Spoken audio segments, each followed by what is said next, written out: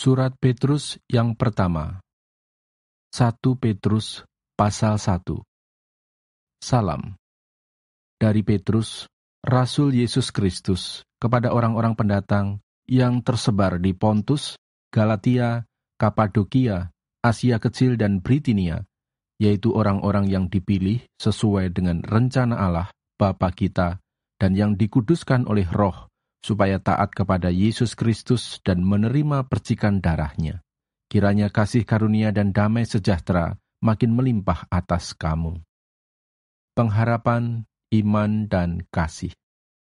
Terpujilah Allah dan Bapa Tuhan kita Yesus Kristus, yang karena rahmat-Nya yang besar telah melahirkan kita kembali oleh kebangkitan Yesus Kristus dari antara orang mati, kepada suatu hidup yang penuh pengharapan, untuk menerima suatu bagian yang tidak dapat binasa, yang tidak dapat cemar, dan yang tidak dapat layu, yang tersimpan di sorga bagi kamu, yaitu kamu yang dipelihara dalam kekuatan Allah karena imanmu, sementara kamu menantikan keselamatan yang telah tersedia untuk dinyatakan pada zaman akhir.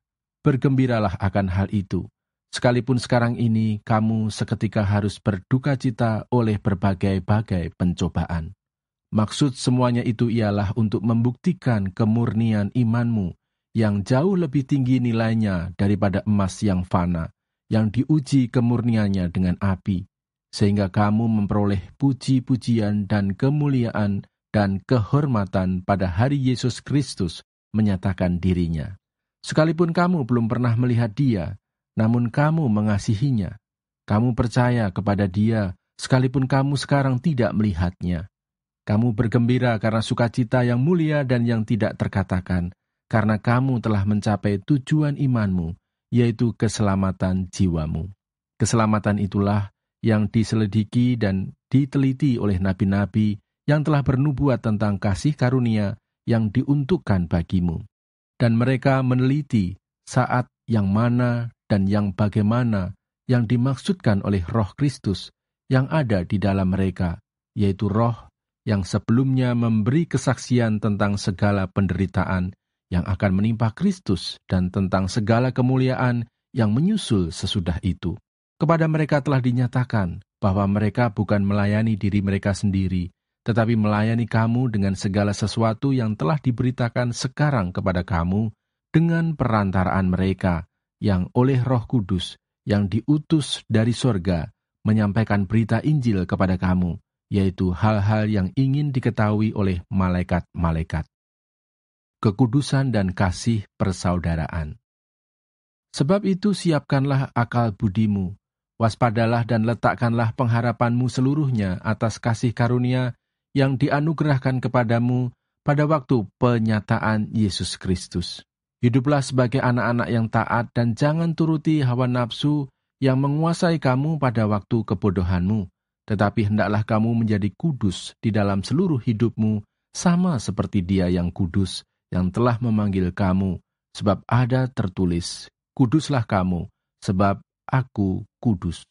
Dan jika kamu menyebutnya Bapa, yaitu Dia yang tanpa memandang muka menghakimi semua orang menurut perbuatannya, maka hendaklah kamu hidup dalam ketakutan selama kamu menumpang di dunia ini, sebab kamu tahu bahwa kamu telah ditebus dari cara hidupmu yang sia-sia, yang kamu warisi dari nenek moyangmu, itu bukan dengan barang yang fana, bukan pula dengan perak atau emas, melainkan dengan darah yang mahal, yaitu darah Kristus, yang sama seperti darah anak domba yang tak bernoda dan tak bercacat. Ia telah dipilih sebelum dunia dijadikan, tetapi karena kamu, Ia baru menyatakan dirinya pada zaman akhir. Oleh Dialah kamu percaya kepada Allah yang telah membangkitkan Dia dari antara orang mati dan yang telah memuliakannya sehingga imanmu dan pengharapanmu tertuju kepada Allah. Karena kamu telah menyucikan dirimu oleh ketaatan kepada kebenaran, sehingga kamu dapat mengamalkan kasih persaudaraan yang tulus ikhlas, hendaklah kamu bersungguh-sungguh saling mengasihi dengan segenap hatimu, karena kamu telah dilahirkan kembali, bukan dari benih yang fana, tetapi dari benih yang tidak fana, oleh firman Allah yang hidup dan yang kekal. Sebab semua yang hidup adalah seperti rumput, dan segala kemuliaannya seperti bunga rumput. Rumput menjadi kering dan bunga gugur, tetapi firman Tuhan tetap untuk selama-lamanya. Inilah firman yang disampaikan Injil kepada kamu. 1 Petrus pasal 2. Yesus Kristus batu penjuru. Karena itu buanglah segala kejahatan, segala tipu muslihat, dan segala macam kemunafikan, kedengkian, dan fitnah. Dan jadilah sama seperti bayi yang baru lahir, yang selalu ingin akan air susu yang murni dan yang rohani, supaya olehnya kamu bertumbuh dan beroleh keselamatan, jika kamu benar-benar telah mengecap kebaikan Tuhan. Dan datanglah kepadanya batu yang hidup itu, yang memang dibuang oleh manusia, tetapi yang dipilih dan dihormat di hadirat Allah. Dan biarlah kamu juga dipergunakan sebagai batu hidup untuk pembangunan suatu rumah rohani bagi suatu imamat kudus, untuk mempersembahkan persembahan rohani yang karena Yesus Kristus berkenan kepada Allah. Sebab ada tertulis dalam kitab suci, sesungguhnya aku meletakkan di Sion sebuah batu yang terpilih, sebuah batu penjuru yang mahal, dan siapa yang percaya kepadanya tidak akan dipermalukan. Karena itu bagi kamu yang percaya, ia mahal. Tetapi bagi mereka yang tidak percaya, batu yang telah dibuang oleh tukang-tukang bangunan telah menjadi batu penjuru, juga telah menjadi batu sentuhan dan suatu batu sandungan. Mereka tersandung padanya karena mereka tidak taat kepada firman Allah, dan untuk itu mereka juga telah disediakan.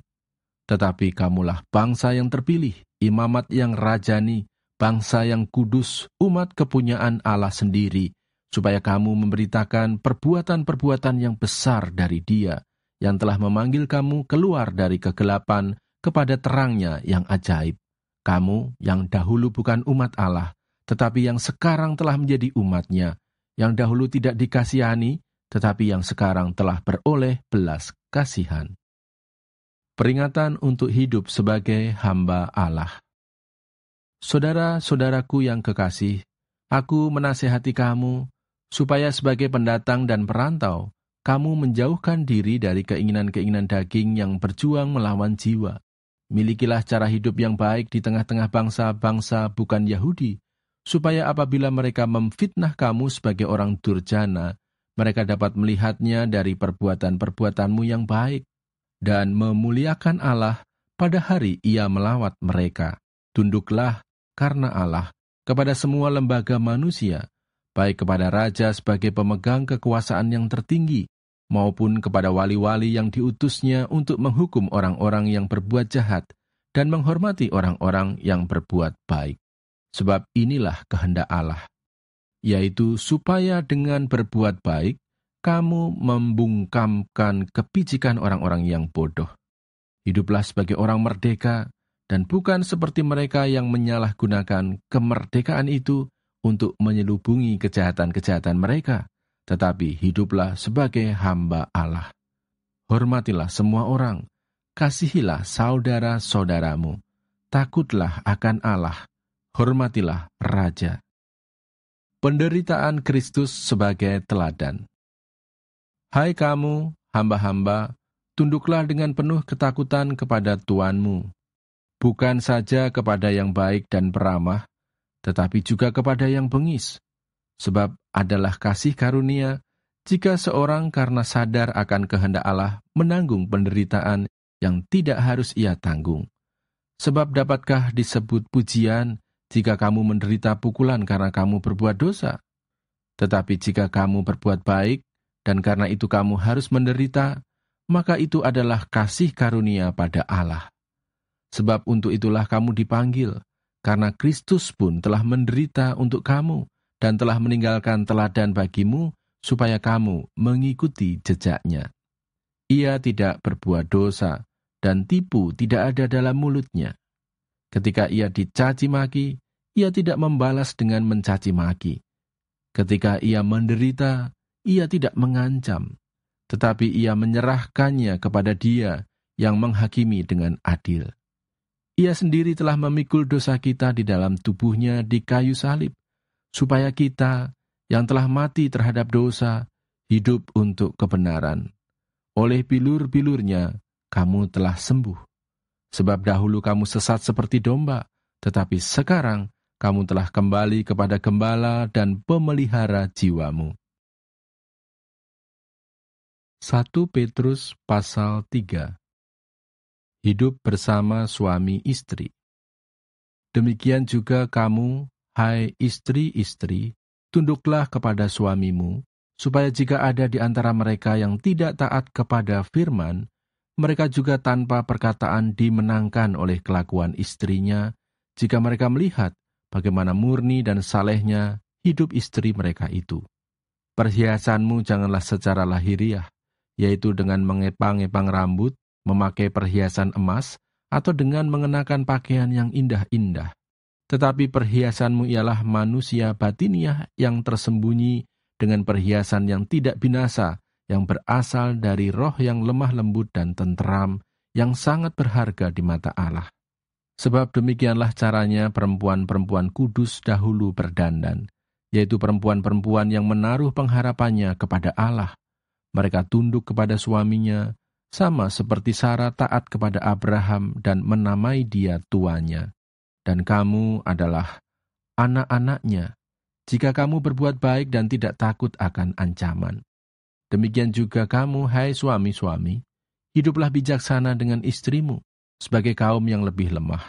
Hormatilah mereka sebagai teman pewaris dari kasih karunia, yaitu kehidupan, supaya doamu jangan terhalang.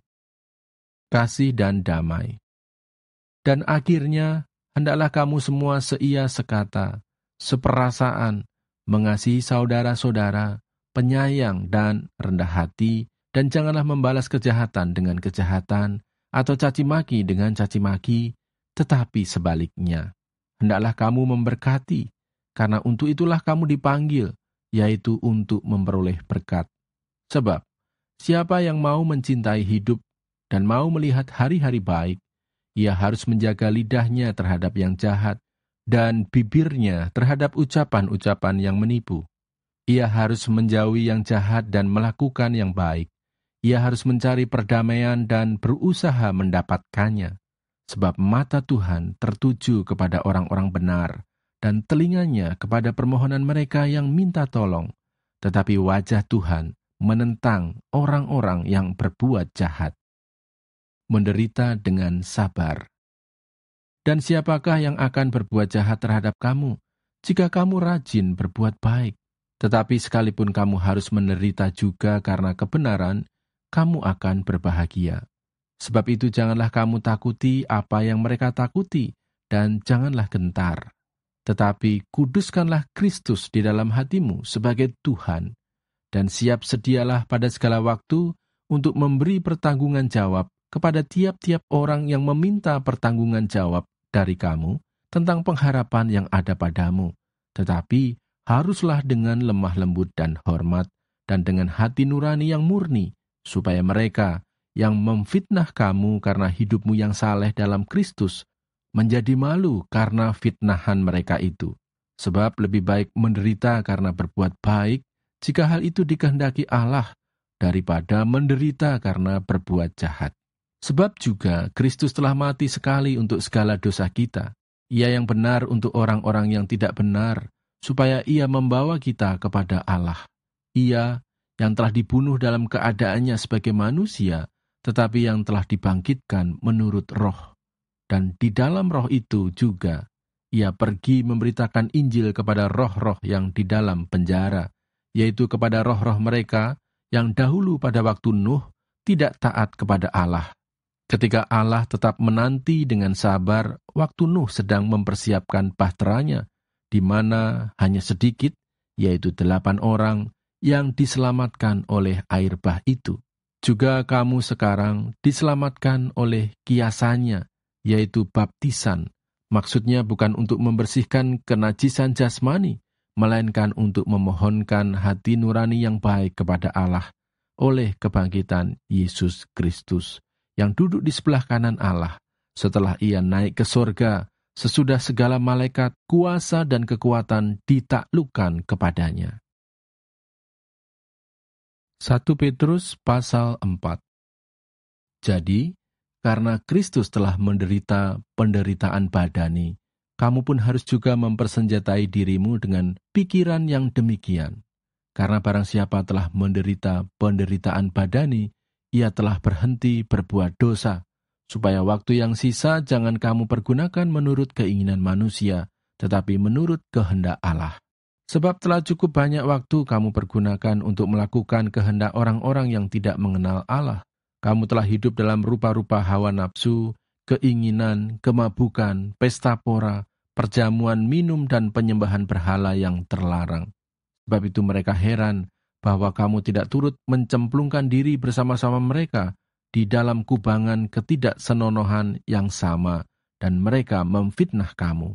Tetapi mereka harus memberi pertanggungan jawab kepada Dia yang telah siap sedia menghakimi orang yang hidup dan yang mati. Itulah sebabnya, maka Injil telah diberitakan juga kepada orang-orang mati, supaya mereka, sama seperti semua manusia, dihakimi secara badani, tetapi oleh Roh dapat hidup menurut kehendak Allah. Hidup orang Kristen. Kesudahan segala sesuatu sudah dekat. Karena itu, kuasailah dirimu dan jadilah tenang, supaya kamu dapat berdoa. Tetapi yang terutama, kasihilah sungguh-sungguh seorang akan yang lain, sebab kasih menutupi banyak sekali dosa. Berilah tumpangan seorang akan yang lain dengan tidak bersungut-sungut. Layanilah seorang akan yang lain sesuai dengan karunia yang telah diperoleh tiap-tiap orang sebagai pengurus yang baik dari kasih karunia Allah. Jika ada orang yang berbicara, baiklah ia berbicara sebagai orang yang menyampaikan firman Allah. Jika ada orang yang melayani, baiklah ia melakukannya dengan kekuatan yang dianugerahkan Allah, supaya Allah dimuliakan dalam segala sesuatu, karena Yesus Kristus. Ialah yang empunya kemuliaan dan kuasa sampai selama-lamanya. Amin. Menderita sebagai Kristen. Saudara-saudara yang kekasih, janganlah kamu heran akan nyala api siksaan yang datang kepadamu sebagai ujian, seolah-olah ada sesuatu yang luar biasa terjadi atas kamu. Sebaliknya, bersukacitalah sesuai dengan bagian yang kamu dapat dalam penderitaan Kristus, supaya kamu juga boleh bergembira dan bersukacita pada waktu Ia menyatakan kemuliaannya. Berbahagialah kamu jika kamu dinista karena nama Kristus, sebab roh kemuliaan, yaitu roh Allah, ada padamu. Janganlah ada di antara kamu yang harus menderita sebagai pembunuh atau pencuri atau penjahat atau pengacau. Tetapi jika ia menderita sebagai orang Kristen, maka janganlah ia malu, melainkan hendaklah ia memuliakan Allah dalam nama Kristus itu. Karena sekarang telah tiba saatnya penghakiman dimulai, dan pada rumah Allah sendiri yang harus pertama-tama dihakimi. Dan jika penghakiman itu dimulai pada kita, bagaimanakah kesudahannya dengan mereka yang tidak percaya pada Injil Allah? Dan jika orang benar hampir-hampir tidak diselamatkan, apakah yang akan terjadi dengan orang fasik dan orang berdosa? Karena itu, baiklah juga mereka yang harus menderita karena kehendak Allah, menyerahkan jiwanya dengan selalu berbuat baik kepada Pencipta yang setia. 1 Petrus pasal 5. Gembalakanlah kawanan domba Allah. Aku menasihatkan para penatua di antara kamu, aku sebagai teman penatua dan saksi penderitaan Kristus, yang juga akan mendapat bagian dalam kemuliaan yang akan dinyatakan kelak. Gembalakanlah kawanan domba Allah yang ada padamu, jangan dengan paksa, tetapi dengan sukarela sesuai dengan kehendak Allah, dan jangan karena mau mencari keuntungan, tetapi dengan pengabdian diri. Janganlah kamu berbuat seolah-olah kamu mau memerintah atas mereka yang dipercayakan kepadamu, tetapi hendaklah kamu menjadi teladan bagi kawanan domba itu. Maka kamu, apabila Gembala Agung datang, kamu akan menerima mahkota kemuliaan yang tidak dapat layu. Demikian jugalah kamu, hai orang-orang muda, tunduklah kepada orang-orang yang tua, dan kamu semua rendahkanlah dirimu seorang terhadap yang lain. Sebab Allah menentang orang yang congkak, tetapi mengasihani orang yang rendah hati. Karena itu rendahkanlah dirimu di bawah tangan Tuhan yang kuat, supaya kamu ditinggikannya pada waktunya. Serahkanlah segala kekhawatiranmu kepadanya, sebab Ia yang memelihara kamu. Sadarlah dan berjaga-jagalah. Lawanmu, si iblis, berjalan keliling sama seperti singa yang mengaum-aum dan mencari orang yang dapat ditelannya. Lawanlah dia dengan iman yang teguh, sebab kamu tahu bahwa semua saudaramu di seluruh dunia menanggung penderitaan yang sama. Dan Allah, sumber segala kasih karunia, yang telah memanggil kamu dalam Kristus kepada kemuliaannya yang kekal, akan melengkapi, meneguhkan, menguatkan, dan mengokohkan kamu sesudah kamu menderita seketika lamanya. Ialah yang empunya kuasa sampai selama-lamanya. Amin. Salam. Dengan perantaraan Silwanus yang kuanggap sebagai seorang saudara yang dapat dipercayai, aku menulis dengan singkat kepada kamu untuk menasihati dan meyakinkan kamu bahwa ini adalah kasih karunia yang benar-benar dari Allah. Berdirilah dengan teguh di dalamnya. Salam kepada kamu sekalian dari kawanmu yang terpilih yang di Babylon dan juga dari Markus anakku. Berilah salam seorang kepada yang lain dengan cium yang kudus. Damai sejahtera menyertai kamu sekalian yang berada dalam Kristus. Amin.